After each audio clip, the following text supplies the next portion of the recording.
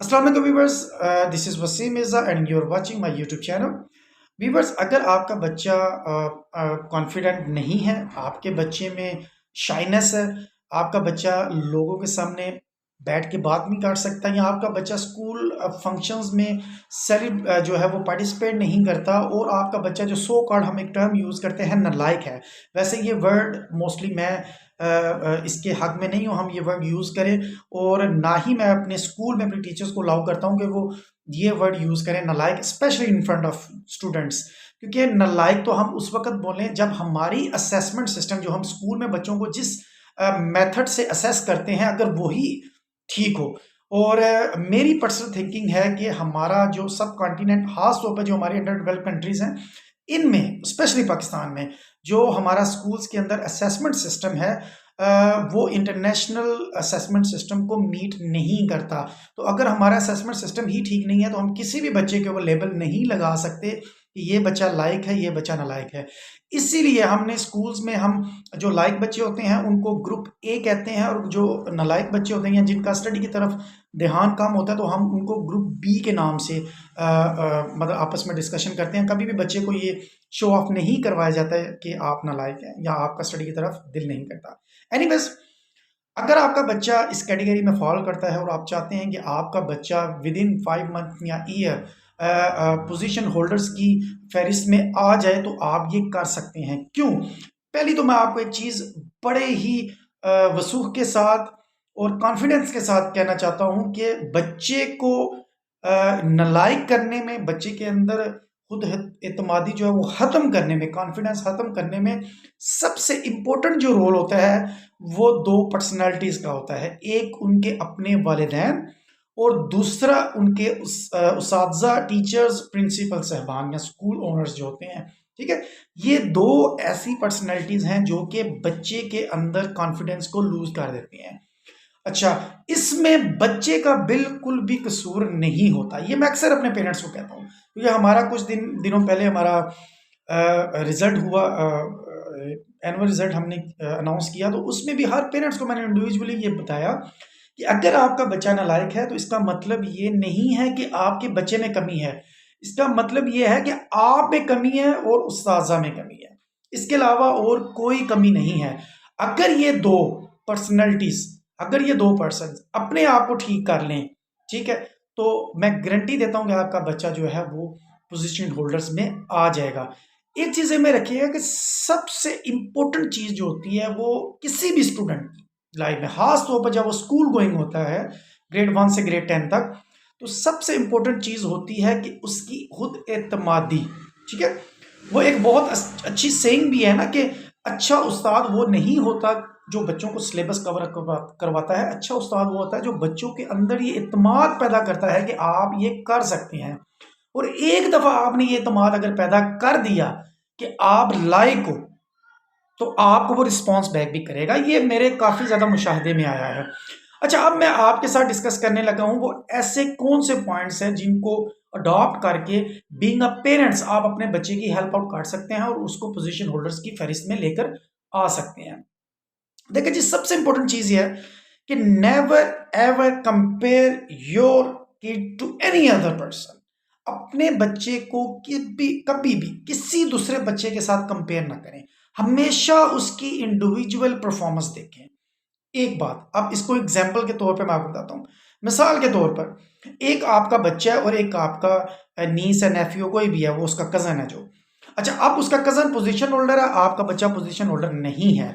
एक average student है आपका बच्चा। अच्छा, अब उसका रिजल्ट आया।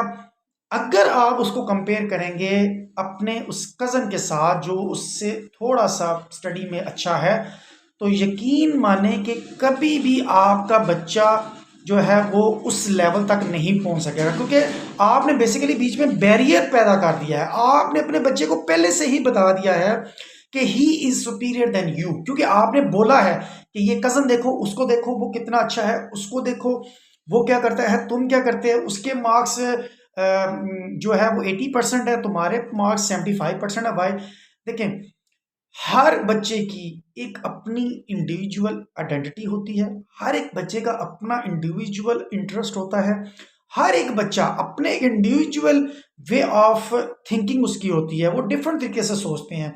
तो आपका बच्चा अगर अच्छा नहीं पढ़ रहा, आपने पहले नंबर पे एक बात करनी है, आपने कभी भी उस बच्चे को अपने दूसरे जो आप उसका कज़न है या कोई एक्स वाई जेड है जो उससे थोड़ा सा अच्छा है स्टडी में, उसके साथ कंपेयर नहीं करना, खास तौर पर उसके सामने। एक बात, अच्छा अब होगा क्या, आपने क्या करना है, आपने अगर उसके 75% मार्क्स है तो आपने ये पूछना है कि यानी कि प्रिंसिपल साहबान से या जो एडमिनिस्ट्रेशन से पूछना है कि इससे नीचे वाले कौन से बच्चे हैं। जाहिर बात है कुछ बच्चे ऐसे होंगे जिन्होंने 73% नंबर लिए होंगे, कुछ बच्चे ऐसे होंगे जिन्होंने 70% नंबर लिए होंगे। जब आप अपने बच्चे को ये बताएंगे बेटा देखो इन बच्चों ने, तुमने 75% लिए, ये 72% है, ये 70% है, आप इनसे बहुत अच्छे हो और इन फ्यूचर आप इससे भी अच्छा कर सकते हो क्योंकि आपके अंदर ये कैपेबिलिटी मौजूद है। जब आप बच्चे के अंदर ये कॉन्फिडेंस पैदा कर देंगे कि आप कर सकते हो तो ऑब्वियसली वो करेगा। अच्छा देखिए 75% नंबर आ गया, अब आप कुछ कर तो नहीं सकते, ठीक है, the damage has been done, आप उसमें कोई चेंजिंग नहीं करवा सकते। अब आपके ऊपर डिपेंड करता है कि अगले साल के लिए आपने बच्चे को क्लास के अंदर जो नया सेशन है वो इस मेंटालिटी के साथ बैठाना है कि मैं बहुत नीचे हूं या मैं बहुत नालायक हूं, मेरे 75% नंबर हैं, मुझसे बहुत बच्चे आगे हैं। इस मेंटालिटी के साथ बैठाना है या इस मेंटालिटी के साथ बैठाना है कि 75% मैंने बहुत अच्छे नंबर लिए, मुझसे काफ़ी बच्चे ऐसे हैं जो मुझसे पीछे हैं और मैं इससे भी आगे जा सकता हूं। तो यकीन माने रिजल्ट वाले दिन खास तौर पर मैं अक्सर ये चीज़ें देखता हूं पेरेंट्स की तरफ से, वो कंपेयर कर रहे होते हैं दूसरों के साथ। तो never ever compare your kid with two others. दूसरे नंबर पे जो इंपॉर्टेंट चीज है वो एप्रिसिएशन है। अपने बच्चों को हमेशा अप्रिशिएट करें, हमेशा अप्रिशिएट करें, कभी भी। हाँ, अनटिल अनलेस कि वो बहुत बड़ा कोई ब्लंडर मारे या बहुत बदतमीजी करें या कोई ऐसी चीज जो नाकाबले तलाफी हो, नाकाबले माफी हो, उसके ऊपर आप उसके ऊपर स्ट्रिक्ट एक्शन ले। बाकी ये छोटी मोटी चीजों के ऊपर उसको लेट डाउन करना, हर लिहाज से उनको खुदारा छोड़ दें, कंपेयर करना, लेट डाउन करना। जब आप बच्चे को एप्रिशिएट करना शुरू करेंगे तो आप खुद अंदाजा लगाइएगा कि बच्चा के अंदर खुद एतमादी कैसे पैदा होगी। बच्चा कोशिश करेगा कि मैं इससे भी अच्छा कर सकूं। एक छोटी सी आपको एग्जांपल देता हूँ, हमारा एक स्टूडेंट था, तो वो बेसिकली हमारे पास आया था क्लास 3 में, ठीक है, अब नाम तो नहीं लूंगा उनका। क्लास 3 में आया तो उसको इवन रीडिंग भी नहीं आती थी, बिलीव मी, रीडिंग भी नहीं आती थी। मुझे एक पेरेंट्स ने मुझसे आके बात की कि ये आज तक जब से स्कूल गया कभी भी इसने बज़्म अदब में जो है वो जाकर या किसी भी फंक्शन में जाके कुछ स्पीच नहीं की। तो आपके लिए ये टारगेट है, आपने उससे स्पीच करवानी है और उसके अंदर कॉन्फिडेंस बिल्डअप करना है। अच्छा अगले हफ्ते मैंने क्या किया, मैं उस बच्चे के पास गया और मैंने उससे बोला बेटा आपने स्पीच करनी है। वो कहता सर मैं नहीं कर सकता। मैंने उससे बोला चले आप इतना तो बोल सकते हो ना कि प्यारे बच्चों सच बोलना अच्छी आदत है, लिहाजा हमें चाहिए कि हम सच बोलें। इतना तो कर सकते हो ना, ये तो छोटी सी स्पीच है, एक हफ्ता है आपके पास, you have 1 week, so you have enough time to prepare इट। तो उसने थोड़ा सा सोचा, उसके बाद उसने बोला चले मैं करता हूँ, लेट्स ट्राई। अच्छा अब हुआ क्या कि नेक्स्ट वीक बज़्म अदब में वो आया, उसने स्पीच की, ये छोटी सी जो आके एक बात की, बात करने के बाद वो उसमें भी थोड़ी सी मिस्टेक्स थी, चला गया। अच्छा जब असेंबली ख़त्म हुई, बज़्म अदब ख़त्म हुआ, सारे बच्चे क्लास में चले गए, तो मैं स्पेशली उसकी क्लास में गया। I had chocolate in my hand, मुझे अभी भी याद है। और मैं जाते साथ सबसे पहले मैंने उस बच्चे को उठाया, मैंने उसका नाम लिया, उसको उठाया। वो थोड़ा सा घबराया हुआ था कि सर आप मुझे बोलेंगे कि आपने स्पीच अच्छी नहीं की। यकीन माने मैंने उसे चॉकलेट दी और मैंने सब बच्चों को बोला कि इसके लिए क्लैपिंग करें, इसने बहुत अच्छी स्पीच की है, माशाल्लाह बहुत ज़बरदस्त इसने स्पीच किया, इसका कॉन्फिडेंस बहुत अच्छे था। अच्छा हमारा ये होता है कि हम जो भी स्पीच करवाते हैं हम उसकी रिकॉर्डिंग लाजमी करते हैं, वीडियो बनाते हैं। अच्छा एक मैंने उसको ये किया, दूसरे नंबर पे मैंने नीचे ऑफिस में आके ये वीडियो मैंने पेरेंट्स को सेंड की और मैंने उनको बोला कि आपने क्या करना है, जब बच्चा घर आएगा ये वीडियो आपने एक तो स्टेटस पे लगानी है और एक वीडियो, यही वीडियो आपने इसको दिखानी है और फैमिली में इसको थोड़ा सा सेलिब्रेट कर ले और खुश हों और इसको अप्रिशिएट करें कि आपने बहुत अच्छी स्पीच किया। हुआ क्या, यकीन माने कि 100% इज ट्रू कि अगले हफ्ते वो बच्चा, क्योंकि जब जाहिर बात है हर बज़्म से पहले टीचर्स हर क्लास में जाके पूछती हैं कि कौन सा बच्चा पार्टिसिपेट करेगा। अगले हफ्ते जब टीचर उसकी क्लास में गई तो सबसे पहले वो बच्चा खुद खड़ा हुआ कि I will participate in next बज़्म। तो अगले बज़्म मैंने उससे थोड़ी बड़ी स्पीच की, करते करते लास्ट सेरेमनी में उस बच्चे ने फाइनल एनुअल सेरेमनी में उसने एक टैबलो में पार्टिसिपेट भी किया और उनके वालिदैन बहुत खुश थे कि इस बच्चे ने पार्टिसिपेट किया। हुआ क्या कि आपने एक छोटी सी चीज पकड़ी और उसको आपने एप्रिशिएट किया और बच्चे ने आपको रिस्पॉन्स बैक किया। एक चीज ध्यान में रखिएगा, कभी भी आपका बच्चा, ये हो ही नहीं सकता कि आप अपने बच्चे को एप्रिशिएट करें और वो आपको रिस्पॉन्स बैक ना करे। इट्स नेवर हैपन, ये होता ही नहीं, हो ही नहीं सकता, ठीक है। तो लिहाजा अपने बच्चे को कॉन्फिडेंस दें। एक तो ये कि कंपेयर ना करें और कॉन्फिडेंस दें और उसको हर लिहाज से अप्रिशिएट करें। अब मिसाल के तौर पर छोटी मिसाल देते हैं, हमने स्कूल में एक छोटा सा रूल रखा हुआ है कि अगर एक बच्चा बिल्कुल निल है और 10 में से वीकली टेस्ट में 10 में से एवरेज वो 2 या 3 नंबर लेता है एवरेज, तो हमने टीचर को ये बोला हुआ है कि अगर बिलफर्ज एक वीकली टेस्ट में वो 3 से ज्यादा 4 नंबर ले लेता है तो आपने उसको पनिश नहीं करना। पनिश तो खैर हम वैसे भी नहीं करते, पनिशमेंट यही होती है, सिर्फ खड़ा कर दिया उसको। अच्छा, आपने उसको पनिश नहीं करना, आपने उसके लिए क्लैपिंग करवानी है। ऑल दो के 4 आउट ऑफ 10 नंबर बहुत कम है, लेकिन आपने इसलिए वजह से अप्रिशिएट करना है और उसको ये कहना है, बेटा लास्ट टाइम तुम्हारे 3 नंबर थे और अब तुम्हारे 4 नंबर आ गए, इसका मतलब है यू हैव इम्प्रूव्ड योरसेल्फ और आप इसको कंटिन्यू कर सकते हैं। तो ये चीज़ें इससे जो है वो बच्चों में एतमाद पैदा होता है कि अगर मैं 3 से 4 नंबर पे आ गया, 4 से 5 पे भी जाऊंगा। लेकिन अगर प्रिंसिपल साहबान या टीचर हजरात बच्चे को सिर्फ बोल दें, नहीं जी जब तक तुम्हारे 8 नंबर नहीं आएंगे हम आपको अप्रिशिएट नहीं करेंगे, आपके लिए क्लैप नहीं करवाएंगे, तो डेफिनेटली वो टाइम फिर आएगी नहीं कभी। क्योंकि बच्चा डायरेक्ट कभी भी इतनी लंबी छलांग नहीं मार सकता और इतना अच्छा एकदम नहीं, आपने स्टेप बाय स्टेप उसको अप्रिशिएट करना है। अच्छा, ये तो हो गया जो है इनके जो है पेरेंट्स के लिए, ठीक है। अच्छा, एक और चीज़ जो पेरेंट्स के लिए मैं सजेस्ट करूंगा वो ये है कि स्कूल चूज करते हुए आप एक चीज़ लाजमी देखा करें कि जिस स्कूल में सिलेबस लिमिटेड हो, ठीक है, और खास तौर पर जिस स्कूल में स्ट्रेंथ बहुत ज़्यादा ना हो। क्योंकि एक और भी चीज़ें में रखिएगा, हमारे अनफॉर्चुनेट हमारे पेरेंट्स का एक कंसेप्ट बना हुआ है कि जिस स्कूल में स्ट्रेंथ बहुत ज़्यादा होती है उस स्कूल में तवज्जो भी ज़्यादा होती है और स्कूल में पढ़ाई ज़्यादा होती है। ये बहुत गलत है। जिस स्कूल में एक एवरेज स्टूडेंट होते हैं, यानी कि एक टीचर के अंदर सिर्फ 20 स्टूडेंट हो या एक बिल्डिंग में तकरीबन 200-300 स्टूडेंट हो एवरेज स्टूडेंट, तो आप उसी स्कूल को चूज करें क्योंकि उस स्कूल में इंडिविजुअली हर बच्चे पे फोकस किया जा सकता है। अच्छा, आप टीचर पॉइंट ऑफ व्यू से, आप टीचर्स के लिए मैं एक सजेशन देना चाहूंगा। एक तो वो जो मैंने आपको बताई कि अगर नंबर थोड़े से भी अगर इंक्रीज होते हैं तो लाजमी उसको अप्रिशिएट करें। एक चीज ये है, आप अगर आपका बच्चा बिल्कुल नील है तो आप बात करें जाकर प्रिंसिपल से, उनसे बात करें, उनसे पूछे लेट्स अगर इनका आपका बच्चा क्लास 3 में है और now he is studying like 7 books, 7 books अगर वो पढ़ रहा है, आपने उनको ये कहना है कि आप अभी इनकी सारी बुक स्किप कर दें, आप इनको सिर्फ और सिर्फ बेसिक बुक पढ़ाएं। यानी कि अगर उर्दू में कमांड इनकी हासिल करवानी है, जाहिर बात है हमारी बेसिकली उर्दू इंग्लिश मैथ हम यही पढ़ते हैं, बाकी तो उसके आगे पार्ट्स हैं, ठीक है, शाखें हैं उसकी, जैसे उर्दू के साथ इस्लामियात आ जाती है, जोग्राफी आ जाती है, इंग्लिश के साथ साइंस आ जाती है, कंप्यूटर आ जाती है, मैथ हो जाती है, तो ये इतनी ज़्यादा बुक्स बन जाती हैं। आपने उनको बोलना है कि देखें इस साल आपने मेरे बच्चे को सिर्फ बेसिक बुक पढ़ानी है। बेसिक बुक का मतलब इंग्लिश, उर्दू, मैथ और इस्लामियात, ये 4 बुक्स आपने इनको सिर्फ पढ़ानी है। मेन आपने फोकस करना है कि बच्चे की रीडिंग को इम्प्रूव किया जाए।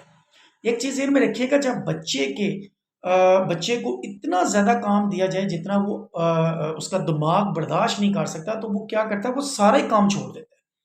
आप अपने ऊपर इम्प्लीमेंट कर लें इस चीज़ को, जस्ट लाइक अ ह्यूमन। आपको अगर वो काम दिया जाए जो आप कर ही नहीं सकते या आपका माइंड उसको एक्सेप्ट ही नहीं कर सकता, तो आप क्या करेंगे, आप यहाँ तो उस काम को बिल्कुल ही छोड़ देंगे, अगर करेंगे भी तो बड़े बुरे दिल से करेंगे। यही बात है ना। इसके बरस अगर आपको वो काम दिया जाए जो आप इजीली आप कर सकते हैं, तो आपका उसके अंदर इंटरेस्ट भी डेवलप होगा और आप खुशी से उसको करेंगे और उसको एक्सीलेंट तरीके से कर सकेंगे। तो यही इंप्लीमेंट करें अपने बच्चों की बखुदार, इस चीज़ को समझे। हर बच्चा एक जैसा नहीं होता। हमारा ये सिस्टम है स्कूल्स के अंदर कि अगर एक बच्चा एक क्लास 3 में हमने एक सिलेबस रखा हुआ है तो सब स्टूडेंट को एक जैसे ही पढ़ाया जाता है, विच इज़ नॉट गुड। कुछ बच्चे जो बिल्कुल नील हैं उनको आपको थोड़ा सा एज देना पड़ेगा, उनको सिर्फ ये 4 बुक्स पढ़ाएं और 4 बुक्स के ऊपर ही सिर्फ फोकस करें।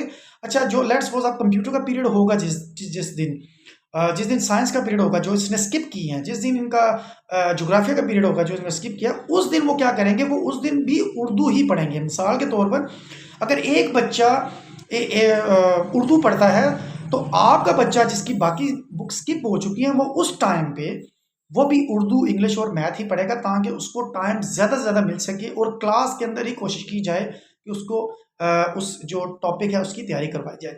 तो जब आप बच्चे की बुक्स 1 साल के लिए थोड़ी-सी लिमिटेड कर देंगे, तो होगा क्या कि बच्चे के अंदर थोड़ा-सा ये कॉन्फिडेंस बिल्ड होगा, क्योंकि ज़ाहिर बात है जब काम कम होगा, बच्चा ईज़िली करेगा, कुछ टाइम उसको स्कूल में भी मिल जाया करेगा याद करने के लिए। क्यों? क्योंकि ज़ाहिर बात है कंप्यूटर उसका स्किप हो गया है, तो कंप्यूटर का जिस दिन पीरियड होगा, तो उस दिन वो इंग्लिश का जो काम दिया होगा, टीचर बोलेंगे बेटा आप इंग्लिश का याद कर लो, ठीक है? तो आपके पास फ्री टाइम होगा, आप याद कर लेंगे। जब आपको कोई चीज़ याद होगी तो यकीन माने, मैं आपको एक चीज़ मिसाल देता हूँ, मैंने अक्सर देखा है, वो स्टूडेंट जो थोड़े से नालायक होते हैं या स्टडी की तरफ उनका दिल नहीं होता, जब आप उनको लिमिटेड करके सिलेबस देते हो, तो आप यकीन माने विद इन डेज़ आप उसका फेस एक्सप्रेशन देखें, वो क्लास के अंदर स्माइल दे रहा होता है, बिकॉज़ ही और शी इज़ अंडरस्टैंडिंग, ठीक है? द लेसन उसको उसकी अंडरस्टैंडिंग हो रही होती है। क्यों? क्योंकि उसका बर्डन बिल्कुल 100 से 50% हो चुका है। तो जब बर्डन कम होगा automatically he will give you response back. जब वो रिस्पॉन्स बैक देगा, आपने साथ तड़का लगाया होगा एप्रिसिएशन का, पेरेंट्स की तरफ से एप्रिसिएशन मिलेगी, टीचर्स की तरफ से एप्रिसिएशन मिलेगी। I can give you a guarantee, अगर आप ये चीज़ें इंप्लीमेंट करते हैं तो आपका बच्चा विद इन 5 मंथ आपका बच्चा, आप खुद देखेंगे, you will feel a huge different in it. एक सबसे पहला डिफरेंस आपको नजर आएगा उसके अंदर खुद एतमादी। दूसरा डिफरेंस नजर आएगा जो मेन है, जो मेरी नजर में, वो है स्कूल से मोहब्बत, यानी कि स्कूल जाने का उसका फिर दिल करेगा। जाहिर बात है जब एक बच्चा 8 किताबें पढ़ रहा है और उसको हर रोज पनिशमेंट हो रही है तो वो स्कूल नहीं जाएगा, ठीक है? और जब अच्छा, अब ये है कि अब नेक्स्ट ईयर जब उसकी रीडिंग इंप्रूव हो चुकी होगी, उसके अंदर कॉन्फिडेंस आ चुका होगा, तब आप उसके ऊपर बर्डन डालें और दोबारा वो बुक्स वापस लेकर आएँ और बच्चा जो है वो उसको पढ़ना शुरू करे। उम्मीद करता हूँ ये वीडियो काफ़ी लंबी हो गई है, लेकिन क्योंकि टॉपिक बहुत इंपॉर्टेंट था और मैं अक्सर देखता हूँ हमारे पेरेंट्स वरीड होते हैं, लेकिन उनको समझ नहीं आ रही होती कि इसका सलूशन सिर्फ और सिर्फ आपके पास और स्कूल के पास है, इसके अलावा किसी के पास नहीं है। और इजी स्टेप्स हैं जो आप लेकर अपने बच्चे को जो है वो एतमादी भी उनके अंदर पैदा कर सकते हैं और उसको लाइक भी बना सकते हैं। Thank you very much and have a nice day.